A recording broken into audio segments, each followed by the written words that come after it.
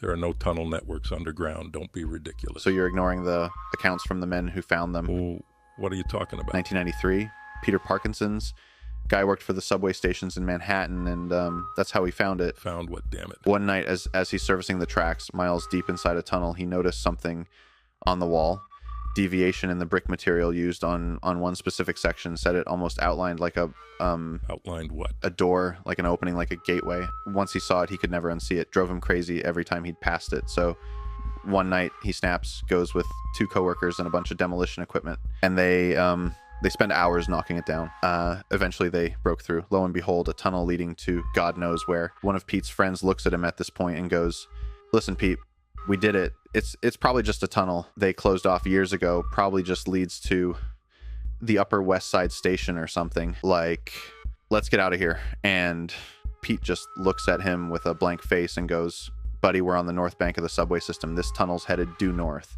There are no other stations down here." And as he just starts walking down and he says, "Suit yourself, but I'm going to find out what in God's name is going on here." They both go with him, and after miles of walking, they finally reach an opening. They don't say anything for a few minutes. They just stare aimlessly into the abyss of a massive underground city, fully functioning society, traffic. Pete breaks the silence with a look of horrified confusion and says, "Boys, where the hell are we?" They manage to hike down and get into the city, and as they're standing there in awe, they're kind of snapped out of it by a city bus driver yelling at them going, "You boys getting on, or what I don't got all day, you're standing in the damn pickup zone."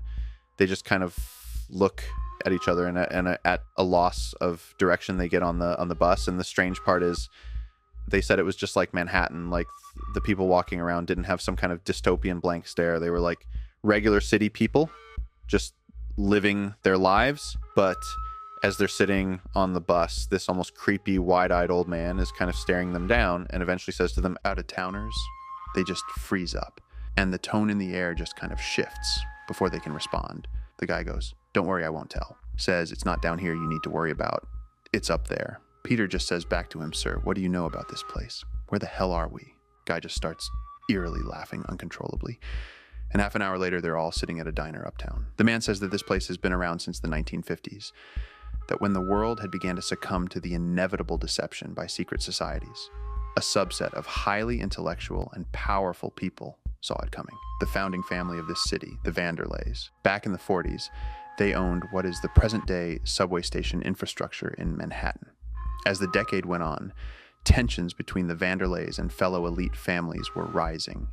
They didn't like what the others were doing, deceiving nations, seizing control over institutions from the shadows.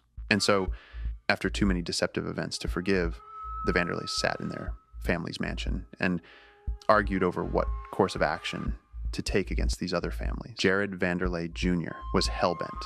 He told his father, "We must expose them publicly. We'll turn the people against them. Without influence, they'll have nothing." His father said to him, "You don't get it yet, do you? They own the papers, half the country's politicians.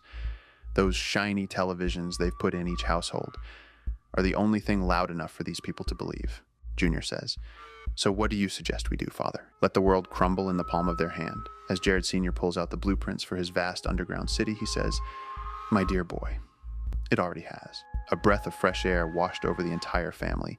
As Jared Sr. explained, he'd began the construction for a vast city underneath Manhattan years prior, leveraging their already existing real estate in the train stations that ran underground. He said to them, "You can't defeat the devil in his playground. You can only choose to leave." Jared Jr. said, "But Father, what about everyone else? What are we if we are to only save ourselves?" His father said he'd been culminating a mass exodus, a large group of others who'd understood what was truly happening in the world as well. Those that could see, that could read between the lines. And so this old man's explaining all this to Peter, that this is how the city was originally founded, populated, a conscious elite class of the sort. And suddenly, as Peter and his two friends are just speechless taking all this in, the entire diner just eerily turns their heads to their table as the old man says to him, "But there was one thing," old man Vanderley said, "to always make sure of." Peter responds, choking on his words, "What's that, sir?" As the folks in the diner start stepping toward their booth, old man says, He said to designate a particular location in the city, of which, in the instance, there are any curious, wandering souls that happen to find their way in here. You will lure them into it, offer them a few of our delicacies, while you explain away their confusion. But in their newfound truth, their journey is over. They can only do more harm than good by this point. Finish them swiftly.